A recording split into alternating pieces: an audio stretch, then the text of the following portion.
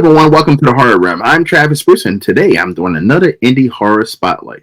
Today I have with us, he's the director, and he has a short film that you can actually find on YouTube by going to the description box and clicking on his page, and it is called Desecration. I have with us Jared Skolnick. Jared, welcome to the Horror Room. Glad to be here. Thanks for having me. It's a pleasure to have you on, man. So tell us a little bit about Desecration. So, Desecration is a short directed by myself and written by Mateus Macedo. We made it for a film collective out here in LA called Just Scare Me. It's actually a really good incentive to making short films. Basically, at the start of every round, you're given 2 months to make a horror short. It's got to be less than 6 minutes, at least 1 minute. Make about whatever you want, and at the end of those 2 months, we show them at a big premiere. And it's the analogy they always go with is it's like going to the gym. Like it's really just to practice, to hone our craft, just to make something. And if you don't make something, then you got to pay them $100. Oh. So it's been a really good incentive. I started pretty soon after I moved here to LA, and I've made about 5 or 6 so far. And it's been a great resource. Having friends help me, being able to help friends on their shorts, and it's great, really. So I met Mateus actually pretty much within a week of moving here. We found like we had very similar sensibilities in horror. He's more of a writer. I'm more of a director. But we pretty much discovered very quickly that we have a very similar style. We have very similar taste in what horror movies we like, what horror movies we don't like, and we started collaborating. I think we've collaborated on about 3 shorts so far. We're working on a 4th. And Desecration is the most recent one. And I've had the privilege of watching Desecration. By the way, everybody please watch it. And it's shot beautiful. And the acting, I mean the actor and actress, they do an excellent job in this. And it's an interesting story. Now, I was watching this and I was like, is this a proof of concept for a full-length feature? Because I could definitely see a full-length feature coming out of this. It very well could be. It's really not what we had in mind when we were making it. Basically, Mateus came to me with this idea, like, hey, this would be a creepy thing that we could make a 4-minute short out of. Something that you can make with nothing and really good actors. You don't have to make a monster. You don't have to overload with production design or atmosphere. Like you can create tension out of just 2 people sitting in a room, and one gore effect. But yes. Like when you're making shorts like these, it's something you have to do. You have to really know your limitations. You only have so much time. You only have so much money. You're basically doing these for free, so you have to figure out an idea of what can be done, how you can maximize your impact with these minimal resources. And man, he just knocked it out of the park. Now, when it came to selecting the actors, how did you find them? Because, I mean, like I said, they did an excellent job. I've worked with them both before, actually on Just Scare Me shorts. Charles Chudabala, we worked together on a short called The Pact. Which is that's more of a comedy horror, but we got along great, and he's a fantastic actor. And Jovi Quene, we had worked on one called I'll Be Here, which is also written by Mateus. And we're actually both from Massachusetts, so we'd been looking for something to collaborate on for a long time, and it just kind of the stars aligned. Actually, most of us are from Massachusetts. Mateus is from there. My cinematographer, Sam Gove, is from there. That's just kind of sheer coincidence, but yeah. Now I hear with a lot of filmmakers and writers, sometimes there's the butting of the heads because the writer wants their vision shown, on film a certain type of way, and the director usually has their own vision. Mm-hmm. Is it nice to be able to work with Mateus and have a writer where you two pretty much, on the same page? Yeah, oh yeah, it's fantastic. And it's not like we don't disagree on things, of course. There was actually the biggest change I made was actually not in the writing process, but in the editing process.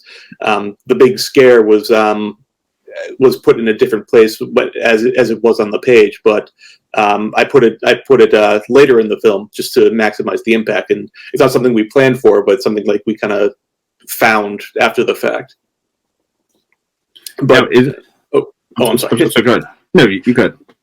But yes, it's great because like if there's ever a disagreement, we don't just like butt heads and like fuck you. Yeah. It's more like here's where I'm coming from, here's where I'm coming from, and like if we can't convince the other, we'll just find a third way.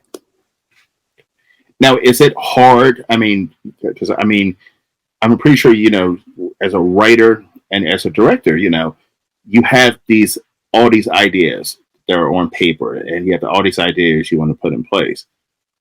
Is it hard to try to fit all that into a 5-minute short film?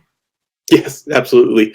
I think it took about 5 hours to shoot this, just from setting down the first tripod to wrapping it all together. Yeah, there's of course like 1,000 things you want to try. There's you want to do like the big elaborate push-ins, or try different lighting setups. But of course there's only so much time you could put into it, and everyone's working for free on shorts like these, so you have to like really hone what you're looking for before the fact, because otherwise like you're just kind of standing there navel gazing, and then nothing gets done, and then even less you're able to accomplish.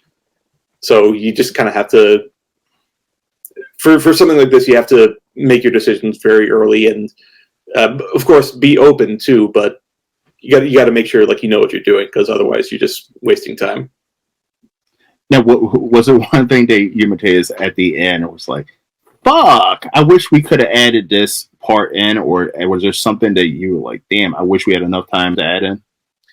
Well, there's always like a little bit of extra coverage you want to do. Like maybe I always try and the biggest thing I always like fixate on is for every moment the camera has to be at a certain place. Like you have in an ideal situation, where the camera is for one specific line, and you can change it for the next one, and that will just like depending on how your actor delivers it, like that's what you can cut to. For this, you don't have that flexibility as much because you just have to get something. You want to get your wide, you want to get your medium, you want to get your 2-shot, and coverage is kind of a dirty word, but I think for something like this, like it's good to have options. But of course, there's like a few moments where I thought like, well, maybe this would have been better if I shot it like from above, or maybe if I had a moving camera for this one. But I tend not to dwell on that too much. I save that for the next one. Now, aren't you glad that like now, when it comes to especially indie horror, like there's a huge spotlight, and not even a spotlight, but a place for comes to short films. For several years, indie short filmmakers didn't have a place. And like now there's film festivals. There are even a lot of streaming services are showing indie horror short films, and the spotlight is now on indie horror films. I mean, is this something that you've noticed and it's pretty amazing? Yeah, it's wonderful. It's great to be able to not only be able to produce your work in an easier way, but to have it seen, and to find collaborators, to find your crowd. Really, my most recent short for Just Scare Me, it was called Night Terror. I don't know how it happened, but I put it on YouTube and it got like 10,000 views in like 2 days. No idea how. Purely algorithmic luck or something, but it's gotten it yeah. Sometimes pure happenstance can happen like that, and you find your circle. I mean, that's pretty much how I've been able to do anything, just for either finding festivals or just through online networking, to be able to find people with common interests and then just collaborate from there. Now, what is one thing that you're, as a filmmaker, that you're excited about right now when it comes to indie horror? There are, I feel like, not only are you getting like new voices that are able to kind of sidestep all the barriers that were there before, barriers there that were even there when I was starting out in like 2005. But I think like the language is expanding. Like you're just like the cinematic grammar is changing almost like every couple of years, and some things that like would seem borderline avant-garde are playing in multiplexes now, like Skinamarink or Ennisman or I Saw the TV Glow. Like that would have been unheard of when I was in high school, but now it's just blowing up. And then of course there's like hundreds of shorts and small features that are just getting made through sheer force of will and getting seen. That's incredible. It's a chaotic time, but there's great new possibilities too, hopefully. And one thing I love as a horror film watcher is that, indie horror kind of has its own place. It has its own place and its own look, it has its own feeling, it has its own taste to it. And that's something, of course, indie horror has always been out there. I mean, I grew up in the 80s. I was born in the 80s, and indie horror was always there with Trauma and Full Moon, and even like you look at like Halloween and Nightmare on Elm Street. But now, like, especially with A24 is out, and even like streaming services like Tubi, now you're getting to see a different look when it comes to indie horror that is completely, not completely, but it has a different feel than what you were seeing with the big, like, New Line Cinema and things that are going out there into Hollywood. Mm-hmm. Yeah, it really is incredible. Like, a lot of that is the ease of access, the new technology people are picking up. Like, people that wouldn't really have had access to the resources to make a film, now they can just whip up their phone and make something. That's incredible. And you're able to, like, these new unique voices are able to be discovered now. And I think that's only I think that can only help the medium, and that can only enhance what horror is capable of. Because like that's usually what the best stuff is from. It's like it's from filmmakers who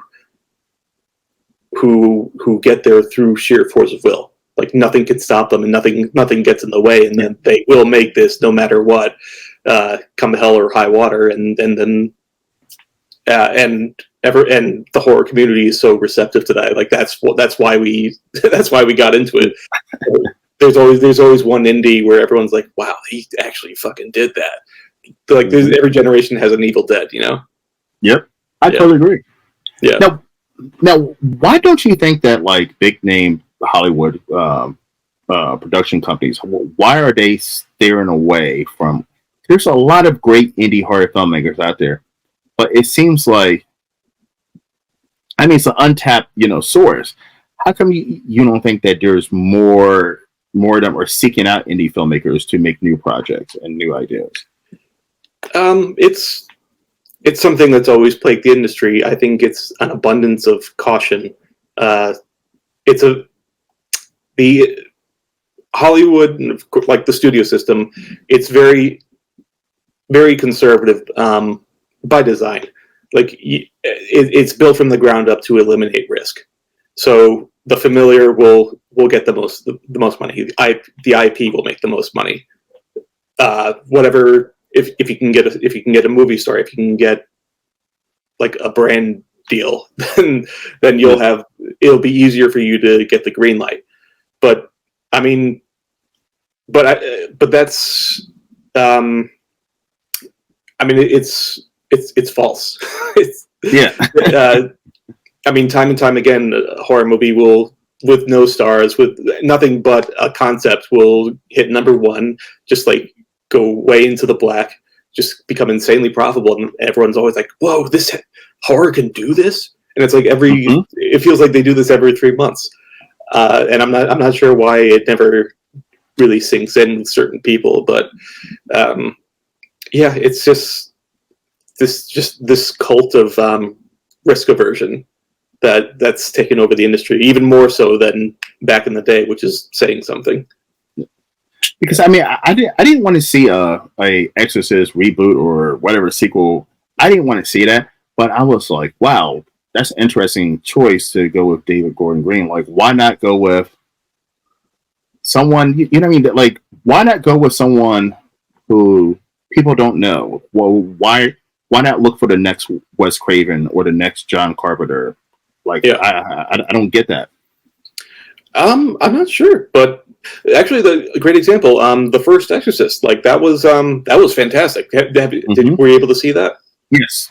Yeah, that was an up and coming director. They gave her what seemed like a lot of freedom, and man, that was harrowing. That felt like something. There were moments in that where like I actually felt like kind of on edge, which it doesn't really happen that much anymore for me. I'm a bit desensitized, but I mean, it does happen every now and again. We just gotta like hammer that home somehow that, you know, it's a profitable venture. It can open up new avenues to people. We're just not in the mindset of the 70s anymore, where these up and coming iconoclasts are kind of running the show as much as they are now. Yeah. So I mean, right now you do have the Ty Wesses, you do have the Ari Asters, and I always say you have the Eli Roths, but besides that, like, I mean, there's, I guess you could toss Jordan Peele into the mix, but besides that, like, it just seems like, so where's the next generation? You know, I'm like, I feel like if in Hollywood, you should be, yes, you have the set here, but you should be looking for that next generation. You should be looking for the next somebody to replace those individuals. Yeah. Oh yeah, absolutely. You know, I'll volunteer, obviously. But they're out there, like they are making things. Most of them are are making Just Scare Me shorts now because they're fantastic. They're not just like people goofing off with their buddies with a camera. Like these are filmmakers, these are storytellers with something to say, and they're making stuff. Or just somehow we need to like get Hollywood's attention, and hopefully it'll stick too. Now, who's a filmmaker? Who's a horror filmmaker right now that most people don't know about that you are a fan of, and you think that people should be paying attention to the work? There is a wonderful film I just saw called The Wolf House. It's from Argentina. It's actually a stop motion film. Really? The directors are Cristobal Leon and Joaquin Cosina.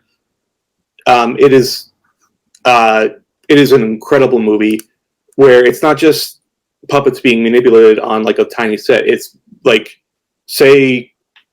it's like taking this room I'm in and animating the walls, animating the furniture, everything around you, and it's like kind of like putting you in the mindset of like someone having a psychotic breakdown.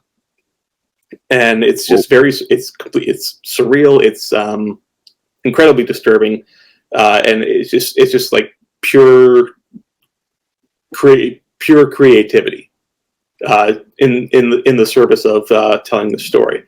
And I believe these animators did the did the animated sequences on Beau is Afraid. I think Ari Aster is a fan of them.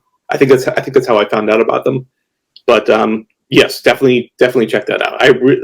One thing I love more than horror is animated horror, and stop motion animation is. If I weren't directing, I'd try to meet an animator someday. So yeah, I'm definitely going to check that one out. Yeah, that was great. Let's see what else. Ari Aster's great. Jordan Peele is great. Let's see who. Oh yes, When Evil Lurks. Have you seen that one too? Oh yes. Yeah, actually, coincidental. Also from Argentina.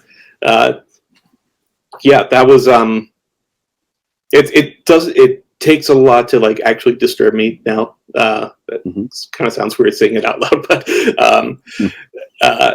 yeah, I remember seeing that with a friend, and we both had that just like 1,000-yard stare walking out, like Jesus Christ.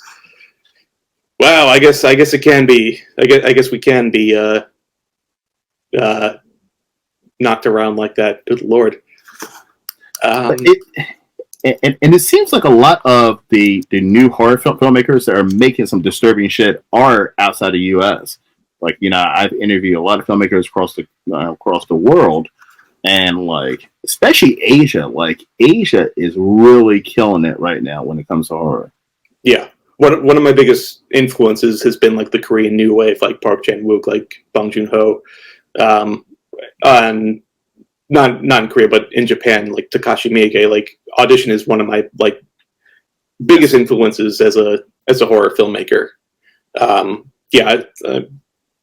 God, I remember seeing those at my high school film club, and everyone else leaving the room, of course. But yeah, those are It seems like they're just bigger creative swings, like the kind of stuff we used to see in the 70s in America. Mm-hmm. Like that's what's happening out there.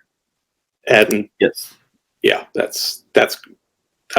was a great movie.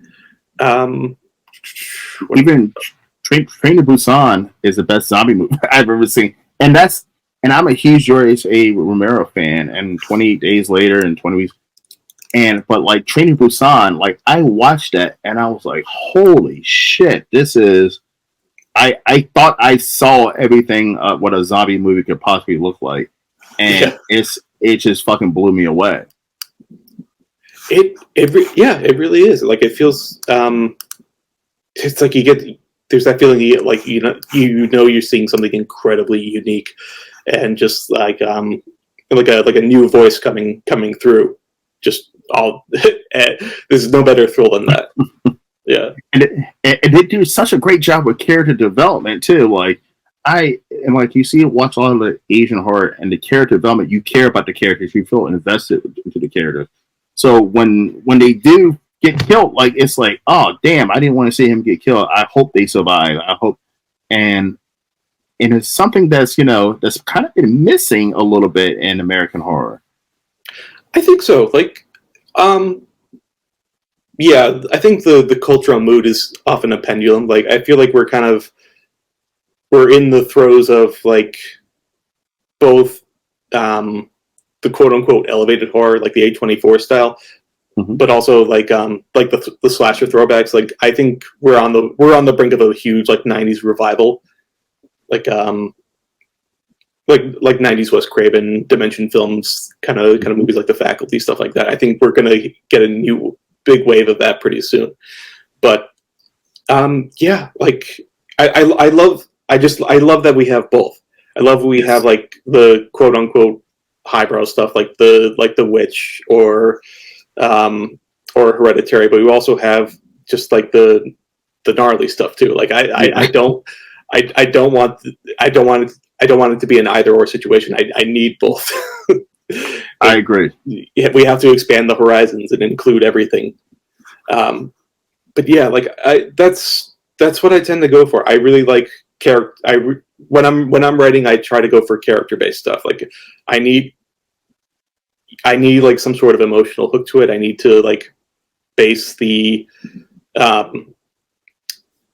scares in like some grander, grander idea of like what is like not just like how is it scaring you, but why is it scaring you? And yeah, like I just try to make something that would be interesting if it weren't a horror movie too. Mm-hmm. Like a story that would still compel you even if there weren't like some horrible gore effect or monster or something like that. But I do try to include both. There's one I'm working on right now, which is like it's psychological, but it's also extremely bloody. So I love it. I like to have the cake and I like to eat it too. So Got a nice mixture of both is always great. It's always great. Yeah, I like that kind of operatic style. You know, just like if I'm having the good fortune of being able to make a movie, I want to include everything as much as I possibly can in it. Just go for broke.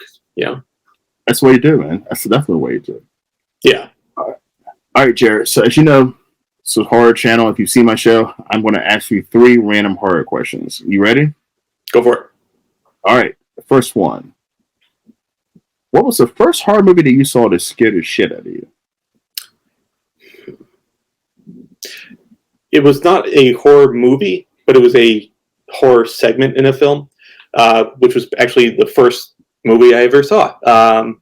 This was the Night on Bald Mountain segment of Fantasia, which I saw when I was 3 years old, I think, 3 or 4, and that is a foundational film for me. Like I think it's something I revisit every year and every time. Like you just kind of tapping into just like this primordial feeling I had when I just saw a movie for the first time, and that specific movie too, and the Night on Bald Mountain, like that segment, like it's just seared into my brain. Like that's my approach to filmmaking, to horror, to everything like that. Like that's ground zero for me. Love it. And let's shoot over to the second question, which is going to be, what is your favorite reboot? I know there's not that many great reboots out there, but what is the one reboot that you were like, damn, that was almost as good as original, if not better? Best reboot. I think. Do you mean reboot or does remake or reboot, does that count either way? Remake, reboot, same thing. As far as remakes go, The Thing. Like it's a very it's a boring response, but I mean it speaks for itself. Like the original is great, but Carpenter's is just on another level. Like,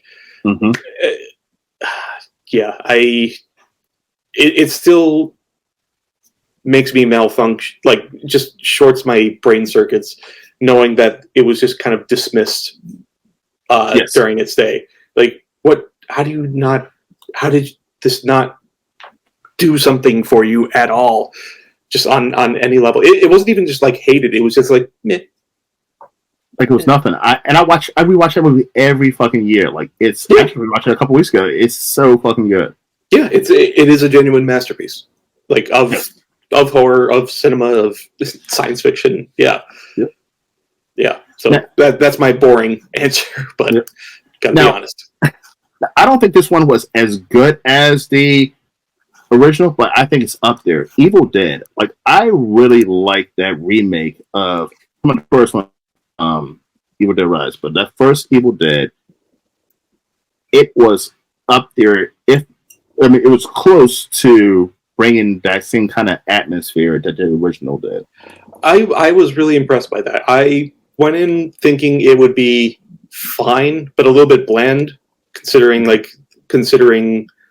the higher budget. But no, more money just meant insanely good gore effects, literally raining blood on the set. Yeah, couldn't have asked for more at all. It was a great remake. Yeah, to an iconic horror film. Yeah, it really does honor the spirit of the original, but still bringing its own voice into it. Now, okay, but the final question is, what is a movie that you absolutely love, and they did a remake, and it fucking like it kind of made you sick. You're like, oh, why this? I felt like this tampered with the original. Tampered with the original. That is a good question. I don't.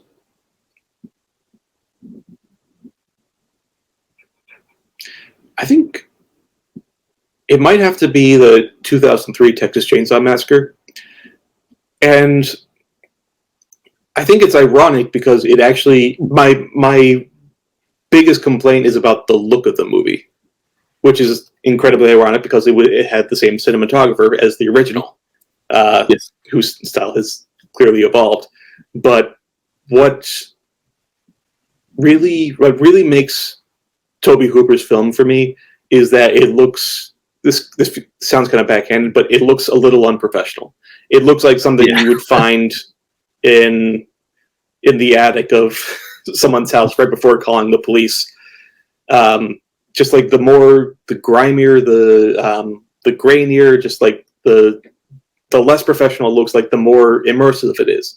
And clearly, like, this man is an amazing cinematographer, but like it looks too slick. It looks like a music video. It looks like a Hollywood movie. And to me, like, as nothing against the cast, the actors or the crew or anything like that, but it's just like a fundamental misunderstanding of what makes the original so great. And like, no disrespect to Daniel Pearl, you're a madman, but it's just, for me, it just didn't work. Like, it distracted me the whole time. See that one. See, I understand where you come from, but I remember seeing that 2003 in the movie theater, and I saw that Jessica Biel was going to be in it, and I was like, I don't know what's actually fucking scary to me. Like the original Texas Chainsaw Massacre, that was the first horror movie I saw when I was 5 years old. And, oh wow! Yeah, I mean, it was and so forth. But this one, I remember being in a theater, and it just unnerved me because, I mean, that Leatherface was probably the most terrifying Leatherface that I've seen out of any rendition of Leatherface. I think his name is Andrew Brzezinski or something like that. But he is a hulking, just fucking relentless monster, and I think it's just added to the environment. But my answer to the question is The Hitcher. I absolutely love the original Hitcher. It's in my top 10 favorite horror movies of all time. Great and movie, they did a remake, in the 2000s, and it's just fucking just missed the boat like completely. I've never seen a horror movie remake just completely miss. I mean, completely fucking miss. I don't believe I've seen that. Was Sean Bean in that? Yes, I think it was Sean Bean. Yes, from Game of Thrones, right? Yes. Yeah, just Sean Bean. Yeah. Game of Thrones. Yeah. I did not see that, but I do love The Hitcher. So I guess that's a good incentive not to see it. Yes, do not see it. It's going to ruin your experience of what you have already in your mind for The Hitcher. Yeah. Sometimes that can be that's definitely. Yeah. Sometimes that can be a learning experience, though. Being able to see these two similar but also like very very different films in terms of quality, and being able to like sometimes that helps me like learn filmmaking not just like from a success but from a failure too. So I don't know, maybe I might now see if I learned something. Yeah. Yeah. And it's crazy too because they had a higher budget and they still messed it up. I'm like not, sometimes, I mean, I feel like a lot of times higher budget doesn't mean that you're going to get a better movie. Sometimes that means more creative restrictions. Actually, that's usually the case. That's why we need low budget horror. Just creative freedom. That's the biggest thing about it. I agree. Yeah. All right, Jared, where can everyone find you, my friend? I am on YouTube. Just search my name. You can see all my shorts there, except for there is one short I made in 2015. It's called "Girl in the Basement." You can that is one I co-directed with the star KT Baltasaro. That one is on her YouTube page. But aside from that, they're all there. A lot of horror, a couple comedies. So dive in and hope you enjoy it. Awesome. And the link to his YouTube page will be right down in the description. Make sure you click on that bad boy, like, subscribe, watch, share, all that good stuff. All right, Jared, it's been a blast having you on, man. I'm happy to be on. This is great. It's great talking horror. Awesome. Yes. Thank you. Yes, you more than welcome to come on anytime, man. More than welcome to come in anytime. I'd love to. Everyone. Well, thank you for coming. Yes. And everybody, thank you for coming to the Horror Room. I'm Travis Bridge, and that is Jared Skolnick. We'll see you guys next time. Take care.